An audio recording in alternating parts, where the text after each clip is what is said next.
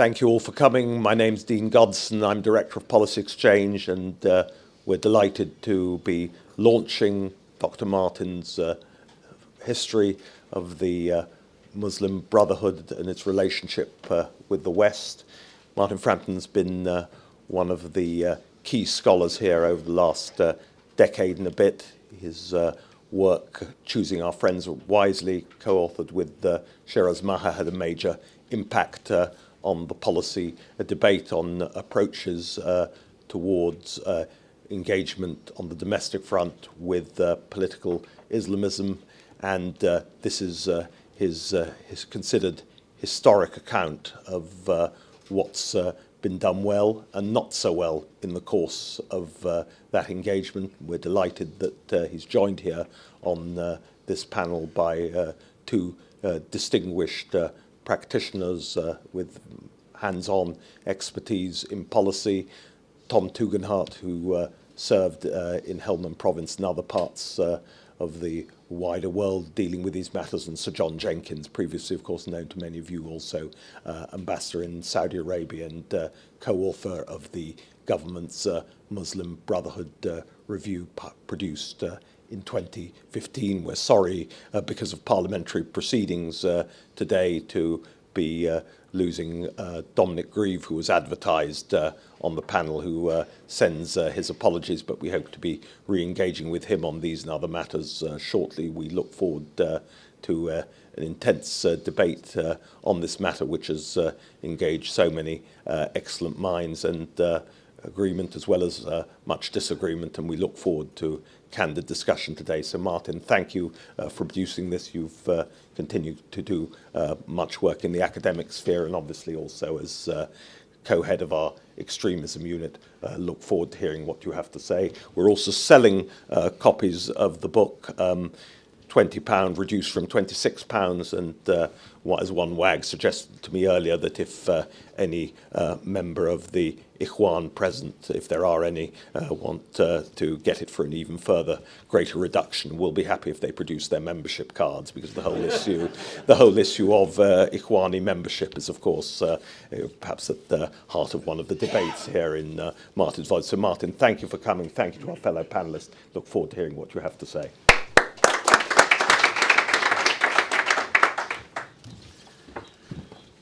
Yeah, thank you, Dean, and thank you to Policy Exchange for hosting this event. And again, my thanks to Sir John and to Tom for taking time out of busy schedules to come and join me on the platform. It is, as Dean said, especially pleasing for me to speak about this book here, because it was when I first worked for Dean, kind of 10 years ago, that my interest in questions of Islamism and particularly the Brotherhood really took off. And it was at that time, actually, that the idea for this book, examining the history of the relationship between the Brotherhood and the West, really germinated. I decided to write this book because, firstly, I think the Muslim Brotherhood is important and still perhaps the most influential Islamist movement in the world. Second, I think this is what makes its relationship with the West important. And I should say, in the book and in my remarks here, I'm taking the West essentially to mean Britain and America, the two most important external players in the Middle East.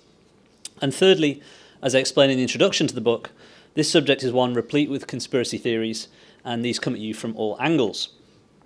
Throughout the history of the Brotherhood, its enemies have accused it of being a cat's paw to foreign powers, whether that's the English, Zionists, communists, the Americans, and this reached a crescendo under Morsi, as anyone who follows Egyptian politics will know. And ironically, of course, even as this case was being made, the Brotherhood has itself argued that the West was allied to its enemies and working to undermine it, whether by allying with Zionists to divide the Middle East, or more generally, just by virtue of it, the West, being the embodiment of the enemies of Islam. So everywhere you look, I would argue, conspiracy theories abound, and question of relationships between the Brotherhood and the West sit at the heart of this, and that's what I wanted to unpick. So I wanted to explore this issue, and what the book tries to do is to explore this issue historically, empirically, and exhaustively. And whatever else might be said about it, I hope that a book with 200 pages of footnotes can at least be said to do the latter. I should say that for the sake of clarity, the book focuses on the period from 1928 down to 2010. I stopped then because I felt there was a need for space for reflection. And in a sense, once you're into the period of the Arab Spring, I think there's sort of too many moving parts to try and deal with this as a kind of work of history immediately. So this is not a book about the Arab Spring per se, and yet I hope that the book does shine some light on trends and phenomena which explain what happened, if you like, after 2011, particularly in terms of Western policy. So, what were the main points raised in the book? Well, hopefully, in a book nearly reaching to 500 pages, there's too many to kind of really sort of go comprehensively through it, but in my remarks here, I'll highlight three big themes. First, I hope the book offers an insight into a particular strand of Anglo-American foreign policy making in the Middle East, but also more broadly, a way of thinking about the world. One of the themes of the book is the way in which a particular language of diplomacy occurs and reoccurs at regular intervals, a language that is framed essentially by a paradigm that posits moderation versus extremism. Throughout its history, an effort has been made to locate the Brotherhood on this spectrum, to decide whether it is moderate or extremist, or whether there are moderate or extremist factions within it, a kind of criminology at work, if you like, that imagines and tries to identify hawks against doves, conservatives against reformists. The language changes, but the premise is usually the same. I've argued that this language of diplomacy is a fundamental feature of Anglo-American foreign policy making and force projection. Force projection that's about trying to find local allies and partners who are invariably framed as moderates and juxtaposed to radicals who are to be contained and defeated. In this context, the Western powers have always looked at the Brotherhood through the prism of other priorities, whether that be imperial survival, the struggle against communism, concerns about Islamic fundamentalism, as the language of the time had it, the push for democratization or fears about jihadism. Consequently, there has been little by way of sustained coherent policy on the Muslim Brotherhood as the Muslim Brotherhood. Instead, it has been bracketed variously as extremist or moderate on the basis of these wider concerns. And it is clear that the Brotherhood itself has been aware of this and has to some extent sought to tailor its message accordingly, which brings me to my second theme, which arises from looking at things from the other side, which is what the book tries to do, looks in depth at kind of how the Brotherhood understands the West, what the West as both an idea and a reality means to the Brotherhood. And it's clear that engagement with the West has been very important to the Brotherhood for a mixture of ideological and pragmatic political reasons. The founder of the movement, Hassan al-Banna, was intrinsically in dialogue with Western power, conceiving of that dialogue broadly, and conceiving of Western power as both political, cultural, and military. The West was the critical, negative other without which the Brotherhood would not exist. The Brothers see their mission as being to counter the world order fundamentally as construed in the Western guise, and in which their view, Islam is under threat.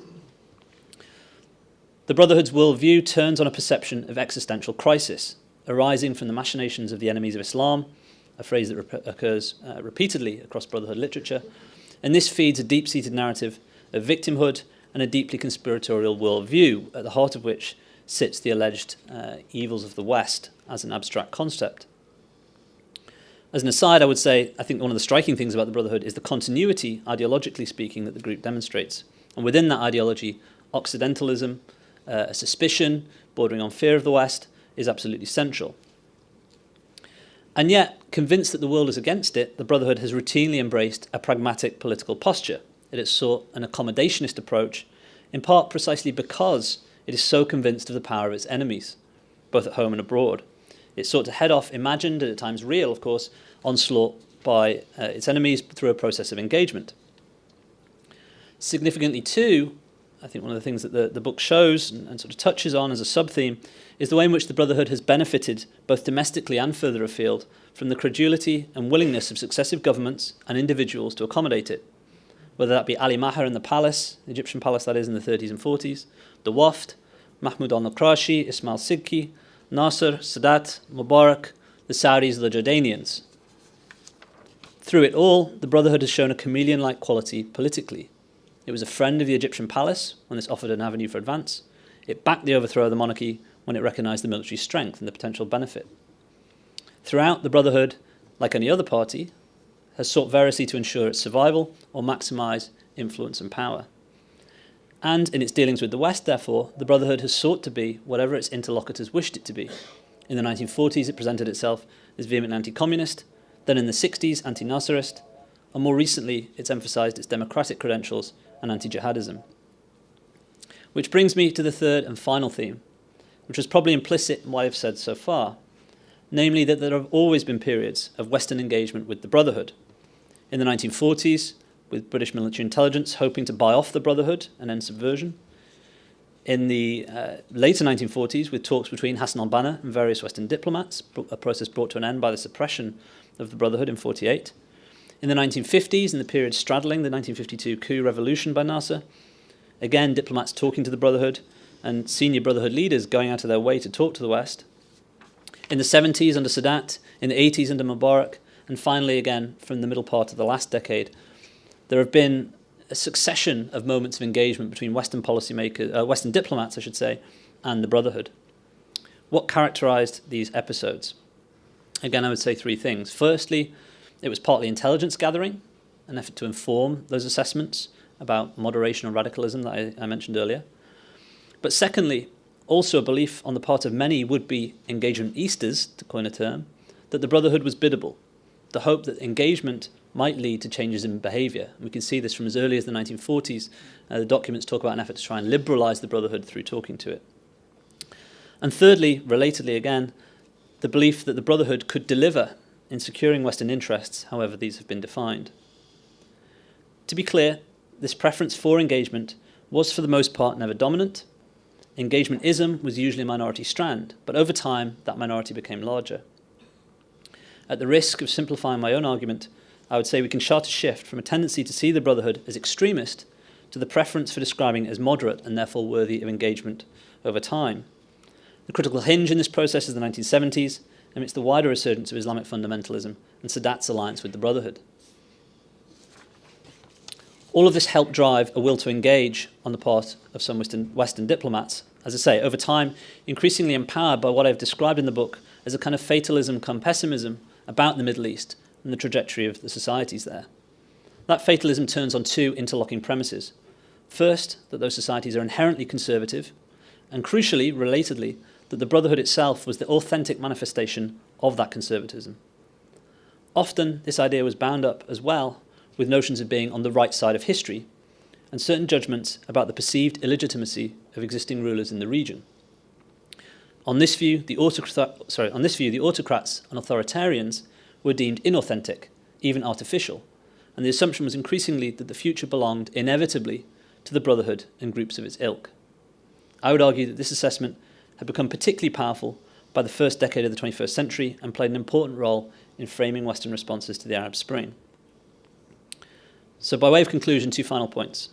First, to underline, there was no grand conspiracy to align the Brotherhood with the West and to put it into power, but there was, as I've said, a growing perception, especially since the 1980s, that the Brotherhood was the coming force in the region and spoke to an inherent conservative essence of Muslim societies and was therefore better to accommodate it rather than try and confront it. This was a fatalism mixed with the perception that the Brotherhood was preferable to more extreme alternatives, and this helped drive a rise in pro-engagement sentiment. Secondly, I would argue that the history shows that everyone who has worked with the Brotherhood has come to regret it, from Mustafa al-Nahas to Hosni Mubarak, from Nasser to the Saudis, and we could arguably extend this point to include liberal revolutionaries after 2011. All of these actors have felt that the Brotherhood has bitten the hand that fed it, a point that seems not to have been fully appreciated by those arguing for engagement. So with that, I'll stop. Thank you all for coming, and I look forward to hearing what I think first Tom and then Sir John will say. So thank you.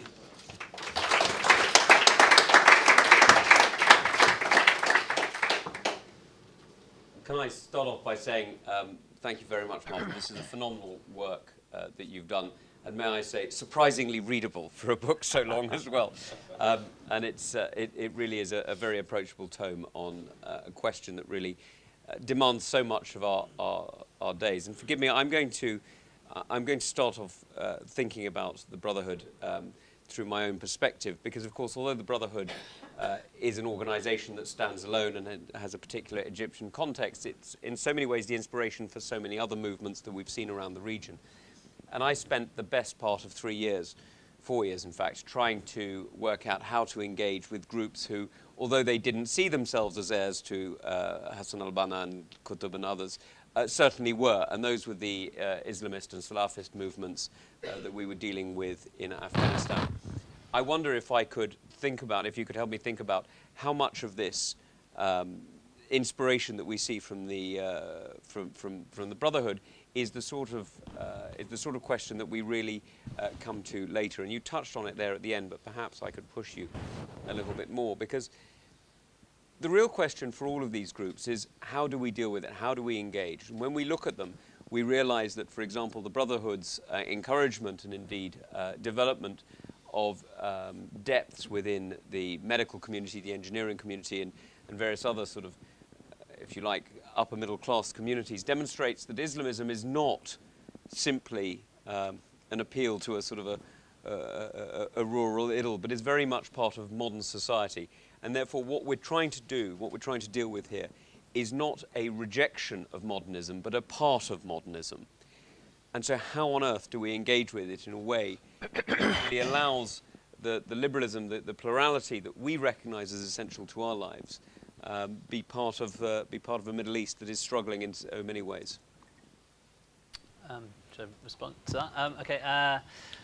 So I think the key thing is to kind of, and what hasn't been done enough, is to be clear-eyed about the nature of the Brotherhood and the nature of its project. I mean, you're absolutely right. And I think hopefully the book kind of spells this out in the opening chapters. I mean, the Brotherhood shouldn't be seen as a sort of reactionary, in a conventional sense, kind of movement. This is a particular project of modernism that has a particular way of trying to construct the state. I mean, and this is a kind of important, broader point, and part of the misunderstanding, if you like, is if you read a lot of the for this book, I used to say that I'd read every kind of British and American document relating to the Brotherhood that sort of was available to read. And of course, as soon as I finished the book, I found one that I missed, British one actually. But basically, if you read most of them, I mean, they tend to talk about the Brotherhood as this sort of traditional movement, as if you like, they hear the term Muslim Brotherhood and they focus on the Muslim part rather than the Brotherhood part, to put it crudely.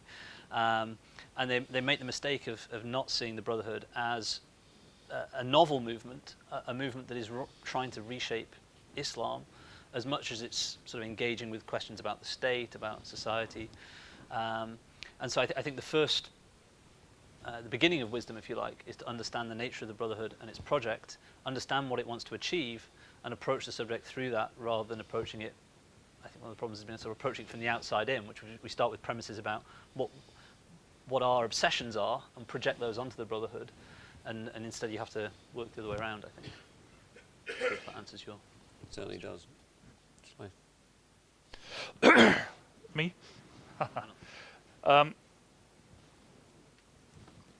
First of all, Martin, thank you for writing this book.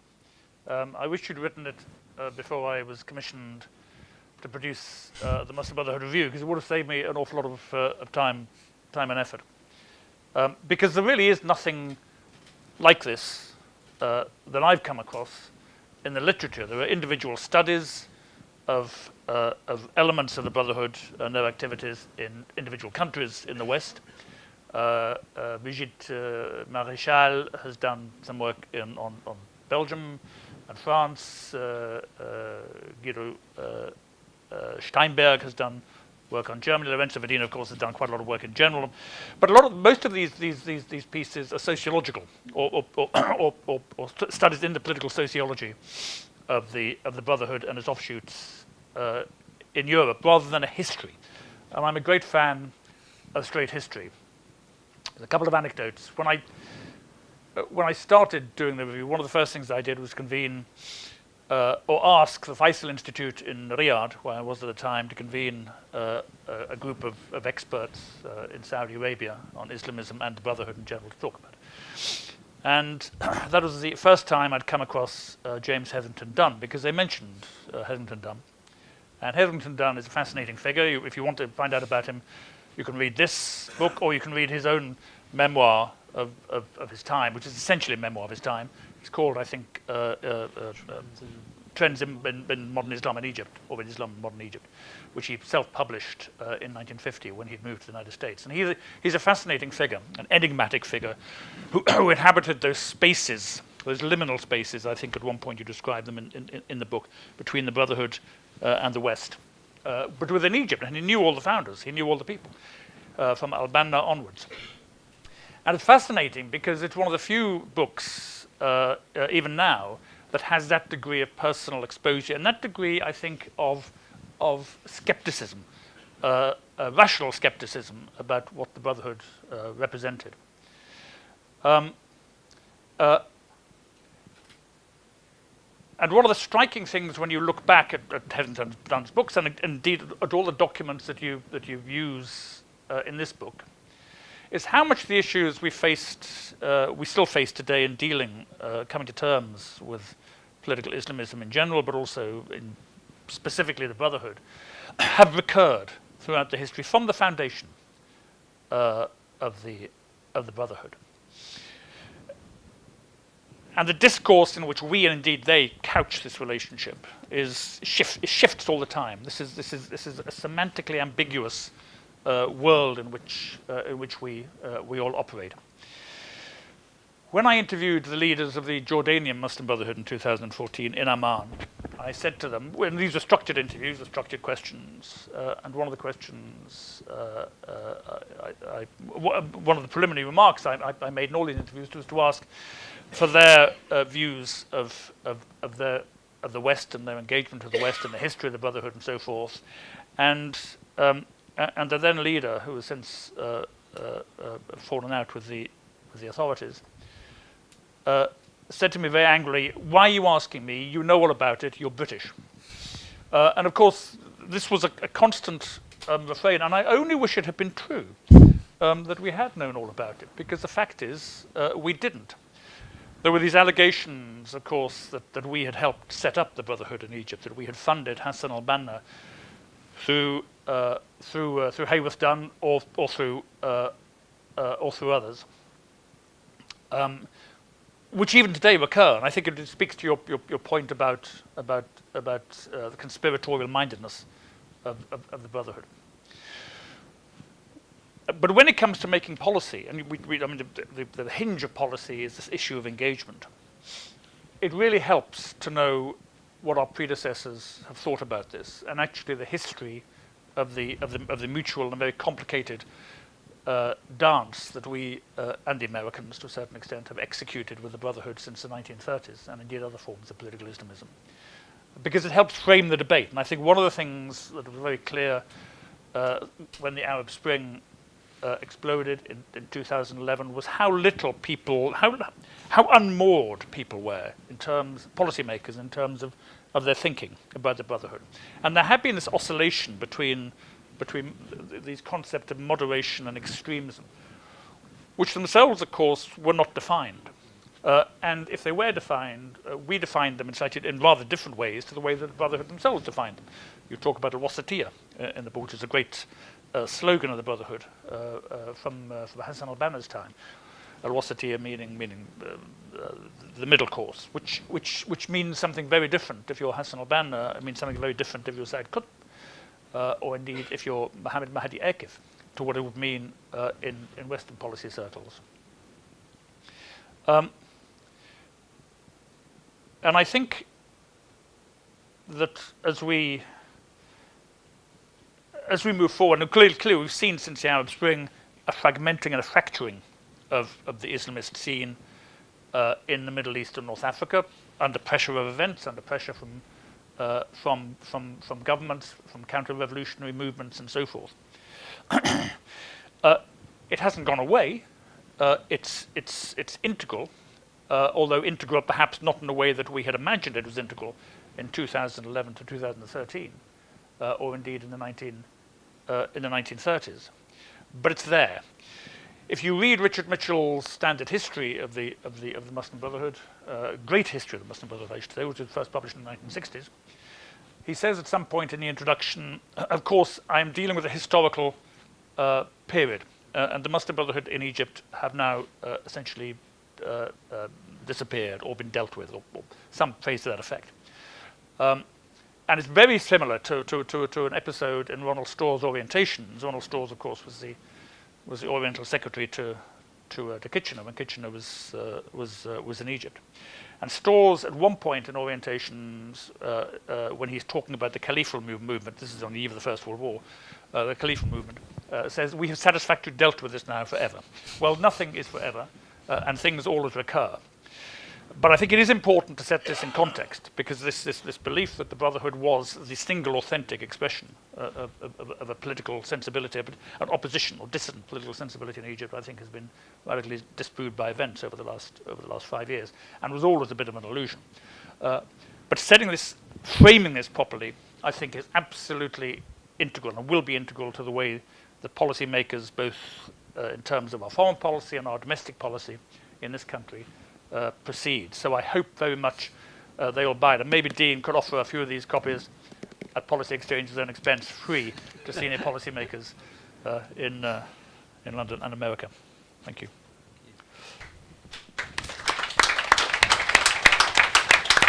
Tom, did you have anything you wanted to add? No. Okay, well, in that case, should we open to the floor? Dean's reminding me to say the usual Policy Exchange House rules apply, which is, I want to get this right, there's no question too outrageous, but please just identify your name and organisation when asking the question. So, gentlemen. Khalid Mahmood, Member of Parliament, and also Shadow Foreign Officer for the Labour Party. I'm sure it'll be a very interesting book to read. I haven't got hold of it yet, and I should be pleading to Dean for some discounts. Free copy, Dean. There you go. On that. I think this is a real fundamental issue that needed to be dealt with, and I think there's been a huge misconception of the role of the Muslim Brotherhood for a very long period, as everybody mentioned on the stage. The ability to be able to get into, as Thomas said, into the professional class, of the middle class, of those people, and get them to do their work.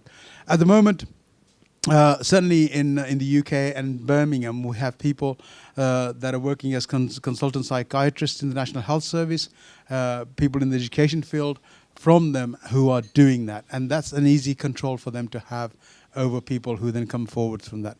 So we need to recognize that. And I think in trying to work with them, there's a piece of work that was done by the British Council in 2002, I think, which spoke about democracy in the Arab world.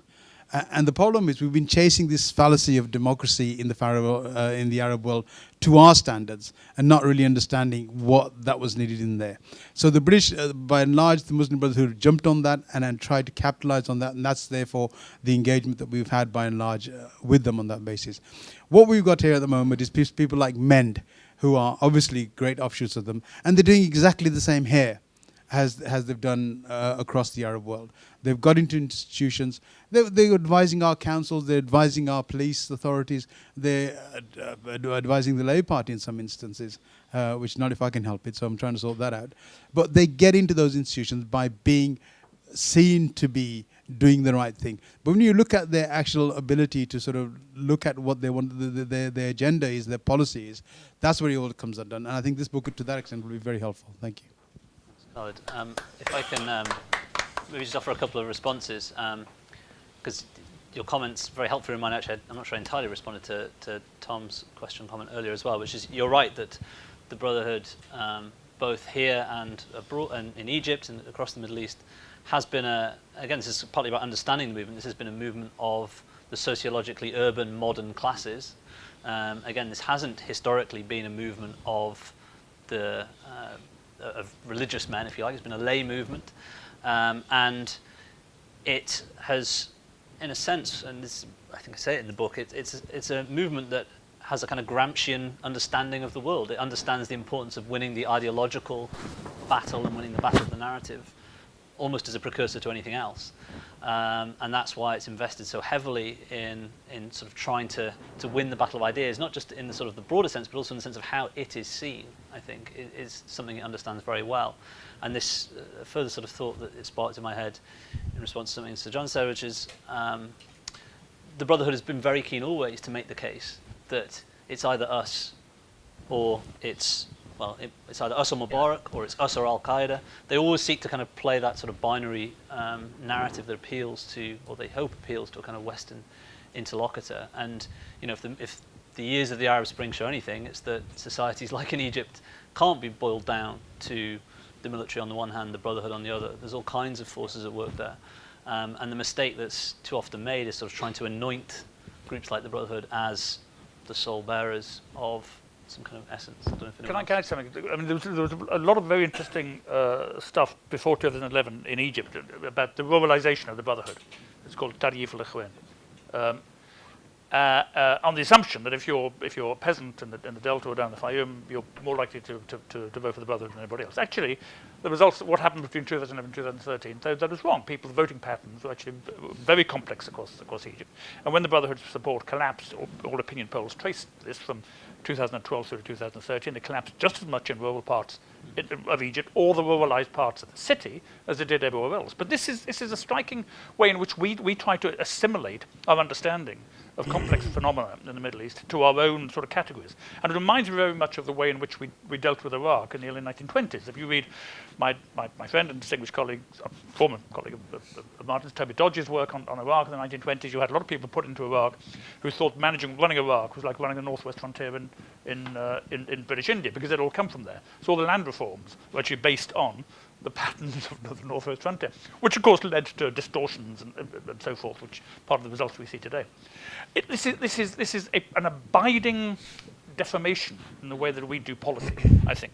Now, for me, to start is to try and understand, is what Martyn said. I mean, to understand in a sort of positive way the history and the real political sociology, the underlying political sociologies. And it's what we have dismally failed to do, I think, over the last 30 years. Can I jump in? Forgive me, because Khaled and I have spoken many times about similar sort of issues. But one of the things that this book also touches on, that I've sort of hinted at but should have gone further on, is the international element of the Brotherhood that you really get into. And particularly if you look at modern political movements that touch back on Islam in various different ways, whether it's in Turkey, whether it's in fact even in parts of the Gulf, you see the strong internationalization of a movement that you express extremely powerfully in this book. That this isn't just a question on how we deal with Egypt. This is fundamentally a question on how we deal with a newly urbanized in many areas, but a fundamentally modern Arab world and Islamic world.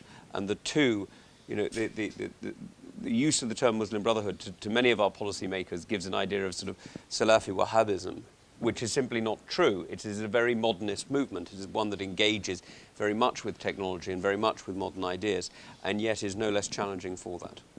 Now, if you will forgive me, I must... Thank you, Tom. Other questions? Yeah, gentleman back there.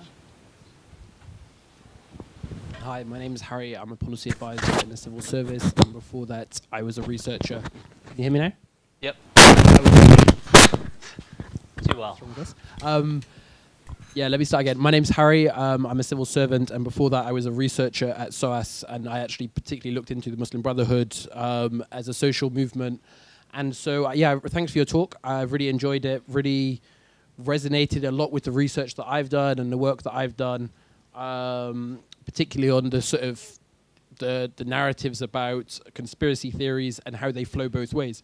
And so, I guess the question that I'd like to hear a bit more on is how much the discourse around the Brotherhood, both from Western policymakers and from the Brotherhood itself, is actually down to naivety rather than to any sort of malevolence.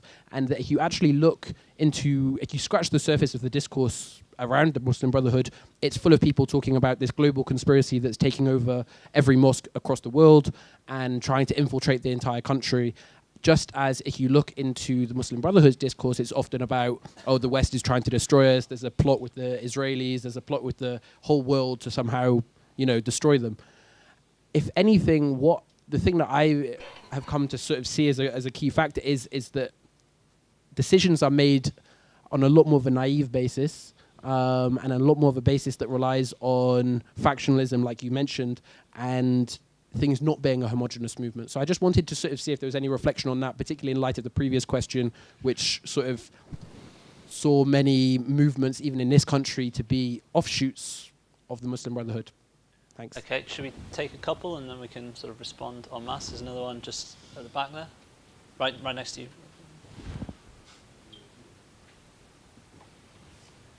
I'm interested also to hear if you've looked into the question of the way in which analysts have read and misread. Can you say who you are, by the way? Sorry, I'm David Tobe. I'm Director of Policy at Quilliam.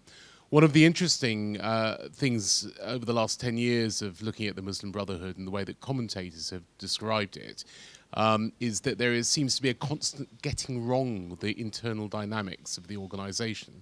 So I'm thinking back about 10 years where it was constantly being said that young, thrusting, modern-looking reformers were about to change the organisation in Egypt out of all recognition.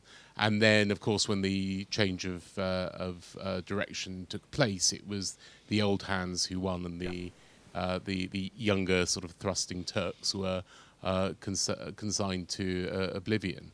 Do you look at that and do you explain why commentators get them so wrong so often? Very good question. Thank you. And a lady down here.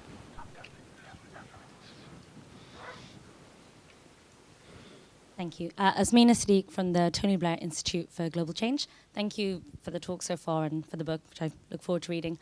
I know we've been talking a bit more about sort of a historical perspective and especially this sort of international focus and how the Muslim Brotherhood interacts with the West and vice versa. And I just wondered if we could have maybe some of your thoughts on where you see this relationship going and this outlook going in future. I know it's difficult to sort of predict the future, but how do you see this developing? Have there been any telltale signs of, what we might be looking at in the next, say, 5 to 10 years?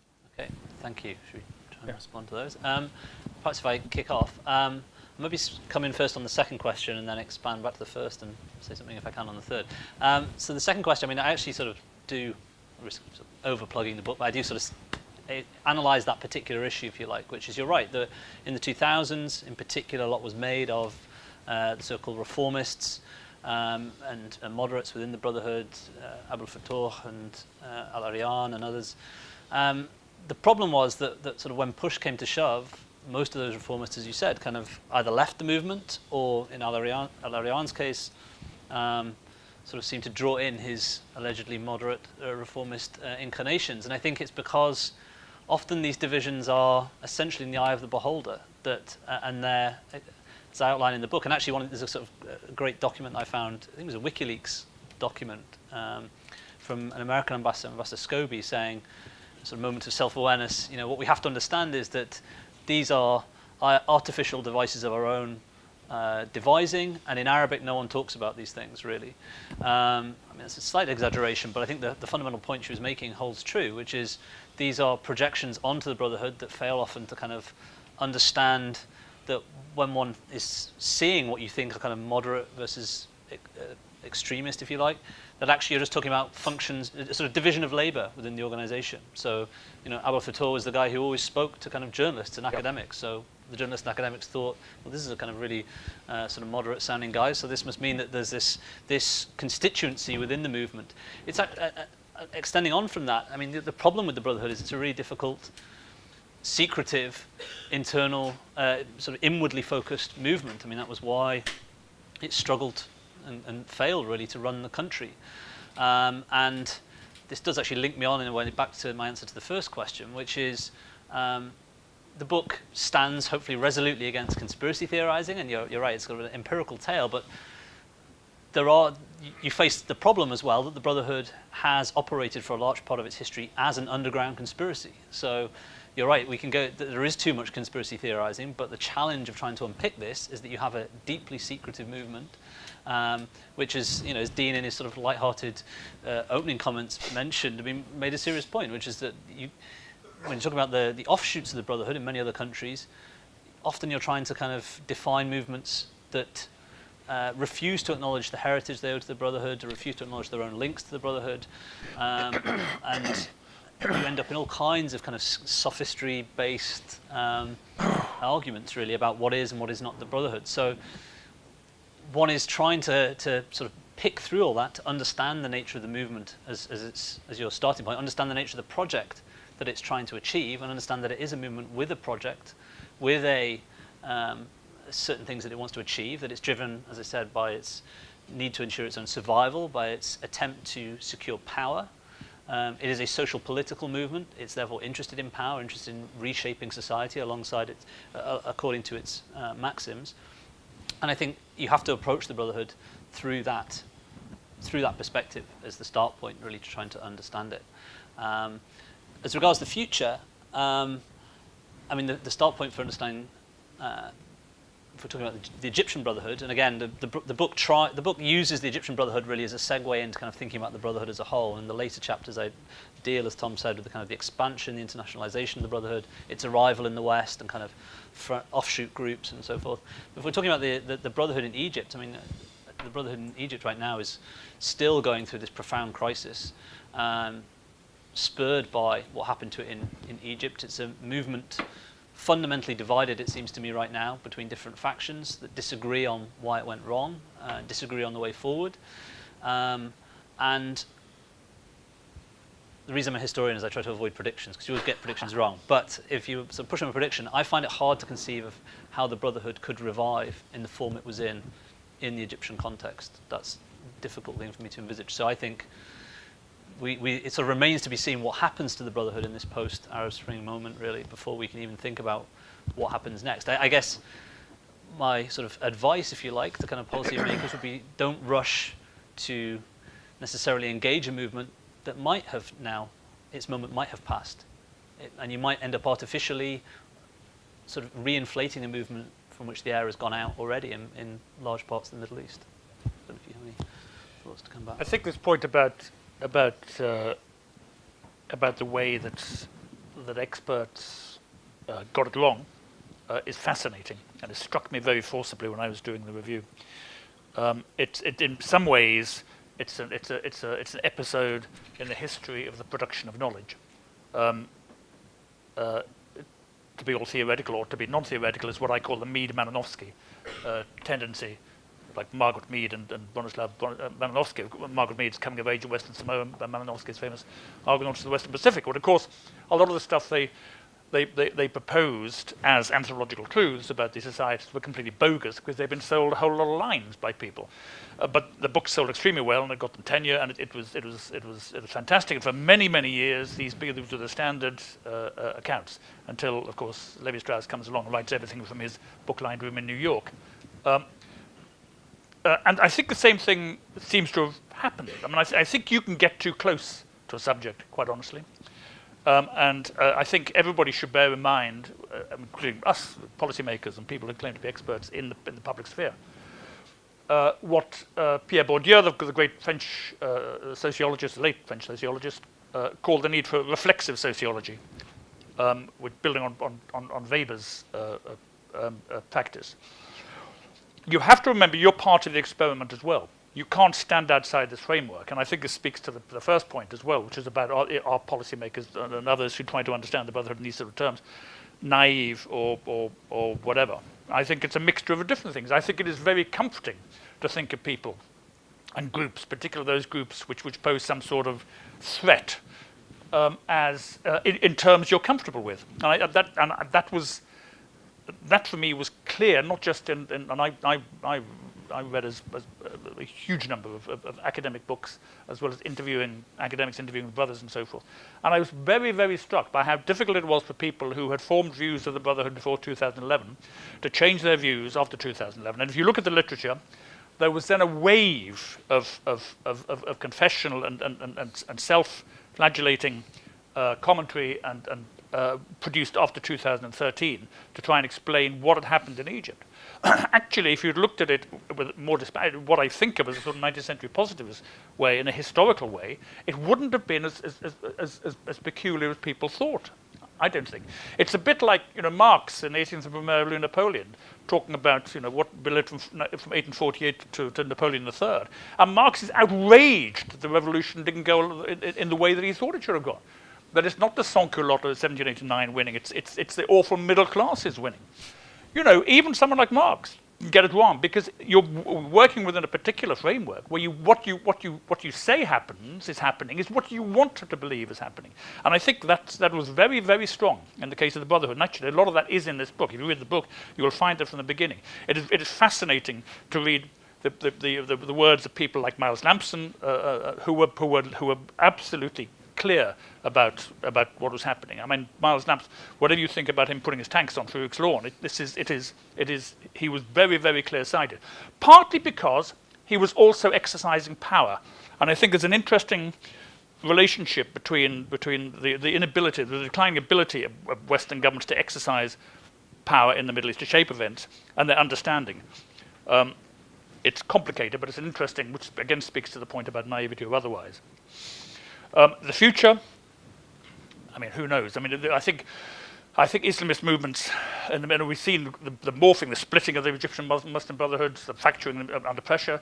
We've seen the morphing of the Brotherhood elsewhere, but we'd seen this already. If you think about the way the Kuwait Brotherhood, for example, morphed after 1990 with the Iraqi invasion of Kuwait, which was massively traumatic for it and helped it reposition itself in some ways. If you think about the way that they sort of positioned themselves in that period between 2011 and 2013 to a certain extent afterwards, or indeed what the Ghanouchi and the Nahda have done in Tunisia, repositioning themselves not as an Islamist movement, a Dawa movement, but as a political party within a political party. You're seeing Islamist movements themselves trying to come to terms with the events, particularly of the summer of 2013 in Egypt. This counter-revolutionary moment. This Bonapartist, revanchist, counter-revolution, whatever you want to call it.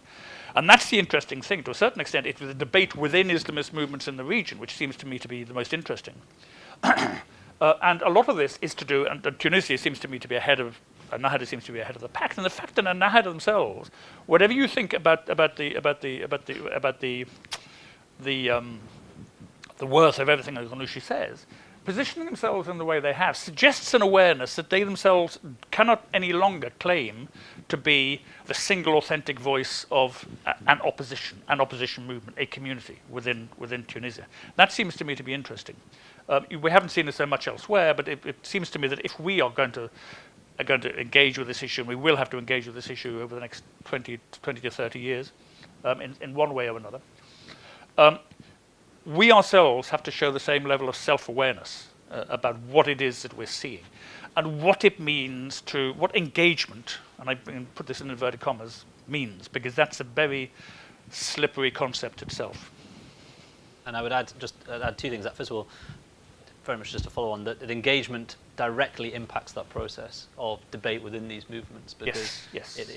It's not something that is cost-free or value neutral, if you like, to these movements. Engagement is a critical part of their calculation. Yes. And something, I mean, you mentioned Sir Miles Lampson. I mean, he's a kind of fascinating, I should say, I'm just going to claim the territory.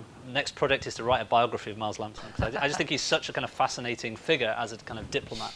And what's interesting about him is in the period he is sort of dealing with these issues in the 1940s, it's not the foreign, we often sort of think in sort of more contemporary eras of the Foreign Office as the repository of this sort of tendency to engage with everyone and to kind of sort of view the world arguably with often accused of naivety.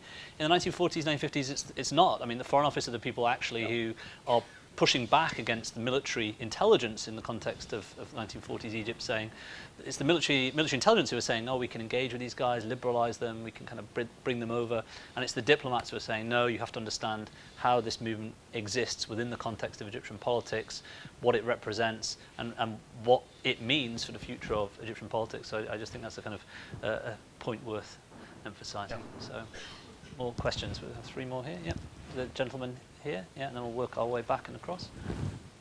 Yeah. Kim Howells, a retired person. Can I ask you how, since the last Iranian revolution, does Tehran regard the Muslim Brotherhood, and how have we perceived that regard? Question. Yep. A lady behind you. Hi there, my name is Fatima. Thank you so much for your call. For your talk. I'm a researcher in Parliament. I have two questions. The first one is on some people have touched upon this in their questions, but how you address the issue of differences within different Muslim Brotherhood groups across the Middle East. The Tunisian Muslim Brotherhood is certainly not like the Egyptian Muslim Brotherhood or the one in Malaysia, Libya, etc. So that's one point. And the second point and question that I'd like to ask is about this whole talk of engaging with the Muslim Brotherhood. Looking back after the Arab Spring in 2011, and one thing that really struck me was how within foreign policy circles, there was this massive shock at the Muslim Brotherhood gaining so many wins, all these majorities across the Arab world. And so my question really is, would it be fair to say that our engagement with the Muslim Brotherhood has actually not really been about engagement, it's more about containment? And wouldn't you say, like, if I was someone from the Muslim Brotherhood, wouldn't you think they're justified in thinking that the engagement of the West has been very cynical towards them? If you look, particularly in the case of Egypt, after 2013, the UK supported the coup. It still supports President Sisi, who's committed so many human rights abuses. So in the Muslim Brotherhood mind, they use that as fuel, really, for their ideology. So yeah, has it been more about containment rather than engagement? And do we really need to maybe humble ourselves, especially as we got it so wrong about them winning across the Middle East after the Arab Spring? So yeah. Okay, thank you. And there was another question, I think, over there. Hi, Davis Lewin, a friend of Policy Exchange of No Fixed Abode. Can I congratulate you on a fantastic book? I have it on Kindle, I have it in hard copy. You've written a very, very important book. Let me, in a way, pose the converse of the question we've just had. If I can posit for just a moment that the Muslim Brotherhood on one hand and Islamic State on the other hand are broad Sunni anti-Western movements in some way, shape or form, I think it's fair to say that they have anti-Western elements, both of them, along this gamut.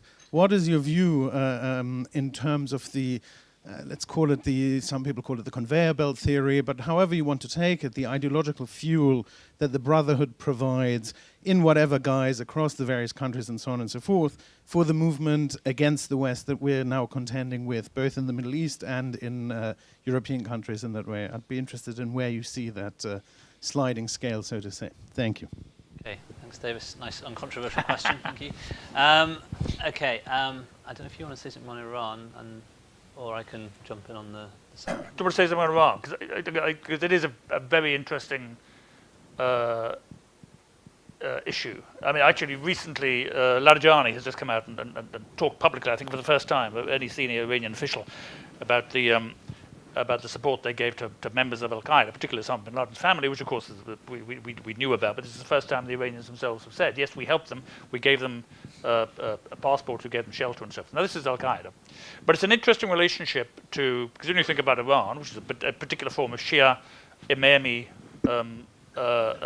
Islamism, a heterodox Imamism, you'd have thought that their main enemies would be people like Al-Qaeda and so forth. But actually, tactically, there's been a very interesting relationship between the revolutionary regime in Iran and the Brotherhood and other Sunni Islamists since 1979. Two of the first stamps that they issued had Said Qutb and a man called, well, his nom de guerre was Nawab Safavi. Nawab Safavi was the leader of a group of radical Islamists in the late 1940s who modeled themselves on the Brotherhood. He himself was president of the last major rally that the Brotherhood had in Cairo before they were proscribed in 1954, and he was notoriously inflammatory at this rally. He was close to clerical circles associated with Khomeini in the early 1950s, and he was executed in 1956 with the assassination of Haji Ali Razmara, who was then Iranian Prime Minister in 1949, which was parallel to the assassinations that the Brotherhood were carrying out in Egypt at the same time. Khamenei translated Said Qutb into Persian. If you look at the great interview with Nouri al-Maliki, the former Iraqi Prime Minister who's very close to Iran, in a Sharq al-Awsat from about 3 years ago, when he's asked by somebody, which books do you read? When you relax, Mr. Prime Minister, what books do you read? And he said, well, I read Hassan al-Banna, I read Said Qutb, and I read Abdullah Nafisi. Abdullah Nafisi is a Kuwaiti Islamist who was with Islah and is now with the Ummah Party, which has been active in. And as a senior Iraqi politician said to me, that's one of the reasons Maliki never relaxed.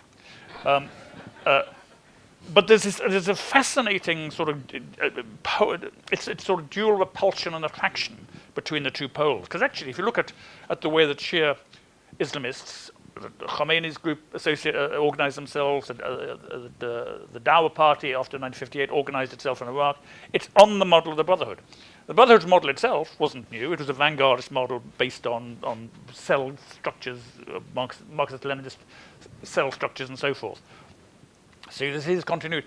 But it's a fascinating polarity, and you saw this for a brief moment, I think, in Egypt after 2012 when the FJP won, that the very odd sort of relationship between Morsi, which was half adversarial, half sympathetic, but and Tehran. I think it's an absolutely fascinating subject. I encourage, as you mentioned it, and let me return the compliment to what you said. I wish you'd written your Kaduri lecture that you delivered here at Policy Exchange before I'd read the book, written the book, sorry, because it was a fascinating insight which draws in that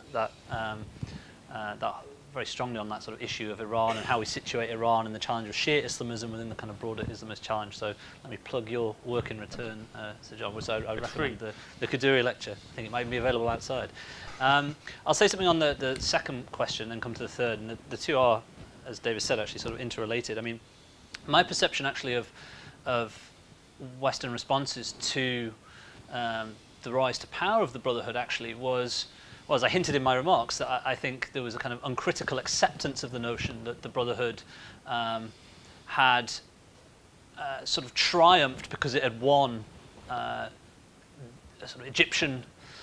It had won the battle for Egypt, if I can put it like that, rather than understanding the very contingent, in a way limited nature of Morsi's victory. And I think more pressure arguably could have been brought to bear in helping in a way Morsi steer through the transitional period and steering him away from some of the mistakes he made, which rather took for granted the triumph of the Brotherhood in 2012 and sort of misread as I said, the kind of the complex political electoral sociology of what was going on in Egypt in that period.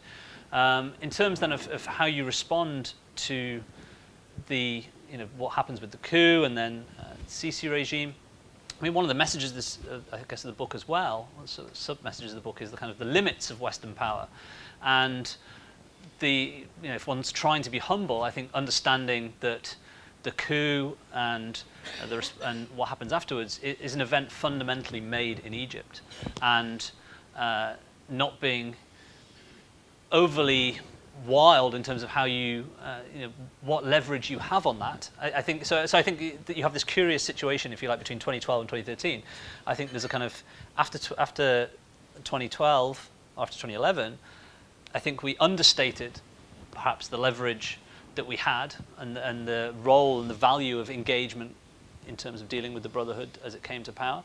And then arguably after 2013, there's a temptation to overstate the leverage that the West has in dealing with a regime like Sisi's, which is not in any way to kind of try and diminish the sort of fundamental problems that exist clearly with that regime. And I would say, again, one of the problems of responses to what has happened in 2012, 2013 is the temptation to say that Egyptian politics must forever be understood as either the military or the Brotherhood. And I think that still exists down to the moment. So there's a kind of assumption that as Sisi loses popularity, and I think that there is growing disillusionment, has been growing disillusionment in Egypt, there's a sort of implicit assumption that must necessarily lead back to the Brotherhood, and I don't think that equation works at all. In terms of Davis's question, my understanding, my perception is that the Brotherhood and Al-Qaeda or ISIS, these are interrelated but very distinct movements, and actually notions about the conveyor belt don't work in any kind of straightforward way. Clearly there is a kind of an interrelationship ideologically. The kinds of analysis the Brotherhood offers, certainly I don't think exist as a kind of prophylactic to the arguments, the narratives of ISIS, but neither do they necessarily. The evidence is conflicted on whether or not membership of the Brotherhood necessarily leads you towards. Well, it certainly doesn't show that it necessarily leads you towards ISIS. Often, I think these movements sort of swim in separate streams, but I think we have to kind of understand that. And the irony is that it's often the Brotherhood itself that wants to kind of make the case that, and I've heard senior kind of Brotherhood figures in this country say this, that they say it's either us or it's Al-Qaeda. So they want to make, they in a sense are drawing on that conveyor belt analogy. They're saying, young people either stay with us or they go to Al-Qaeda and the jihadists, so you better therefore support us. I think we have to understand the nature of these two projects, which bear some relation, but are, I would suggest, problematic by and large for the West in different ways. And I think understanding how they're problematic in their own way must be the start point for sort of policy responses. Can I add something? I mean, this point about humility or whatever. And I don't think of it as humility. I think of it as self-awareness. What in Japanese Buddhism you call satori, and I think this is the most important thing. I sat with Ranushi for 3 hours in Tunis in 2014, and I said to him, "What did you make of what lessons you drawn from what happened in 2013 in Egypt?" And everybody says, of course, Ranushi didn't draw lessons. Ranushi is smart. Ranushi is different. He said, "Yes, we do lessons." And he said, it was a question of timing, because everything in Tunisia was happening, all the Tunisia had happened before, Bouazizi set himself on in fire in the late 2010. The political events in Egypt accelerated. He went to Cairo in the spring of 2013 to talk to the Brotherhood leadership, and they kept him waiting for 3 days. You know, this is Ranushi. This is possibly the most significant international figure with Qaradawi in the sort of broad international Muslim Brotherhood community. They kept him waiting for 3 days because and he said basically they didn't understand what was going on. So when you talk about surprise, I think it took a lot of the Brotherhood leaders in Egypt by surprise what happened in Egypt. They thought they had the army on their side, and they didn't. In some ways, this is surprising because, of course, exactly the same thing happened between 52 and 54. This is a repeat of what had happened, which is interesting because, of course, the Brotherhood deal with repeating patterns of history all the time. So it is this issue, and personally, when I think about Egypt, I think Hazem Kandil's work on Egypt, the power fields of Egypt, it's a very Bourdieusian analysis of what happens in Egypt, is fascinating because it actually relates. You can understand what happens. It's a very, very compelling way of understanding what really is happening in Egypt, where the Brotherhood is essentially an epiphenomenon on other power conflicts within the system. Now, how you translate that into policy is anybody's guess these days. I don't do policy anymore, thank God. But I think this is starting to understand. This point about the conveyor belt stuff. There were clearly ideological affinities between the Muslim Brotherhood and Al-Qaeda, the Islamic State, and so forth. This is clear, and they themselves admit it. There's a great interview you can find on Al Jazeera when Ahmed Mansour, who's the star Al Jazeera interviewer, who's himself often suspected of being Brotherhood, interviews. I think it's Al Jolani, and he's saying, in these schools you've got set up here, you're teaching everybody Sayyid Qutb. You're basically teaching an Islamic Brotherhood curriculum. Why don't you just call yourselves Islamic Brotherhood and get on and be done with it? And there's a big argument to and forth. Then there's a clip of Mansour sitting in one of these Islamic State classrooms, and they're learning about Sayyid Qutb. And Qutb, in many ways, is a sort of hinge for all of this. Because what he introduced, if you read Hassan al-Banna's work, he never mentions the word takfir. Takfir was something that Qutb really brought into the discourse, although it is implied sometimes by al-Banna. And this is because this was the protean productive mobilization of an ideology that sparked other reflections. He's a Saint-Just of the Islamist world. And it's very hard to get brothers. So the question really isn't, and it's one I actually put to many Muslim brothers, and I couldn't get a straight answer. So part of the issue for this is actually asking Muslim brothers what they think about this, and actually. So when we talk about engagement, I've always thought about engagement.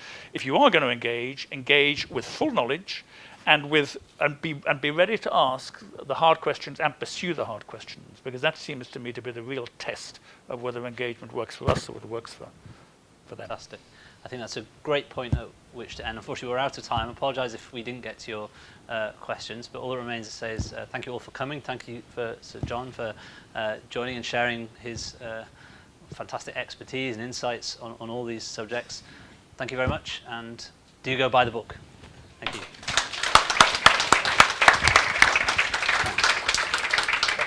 you.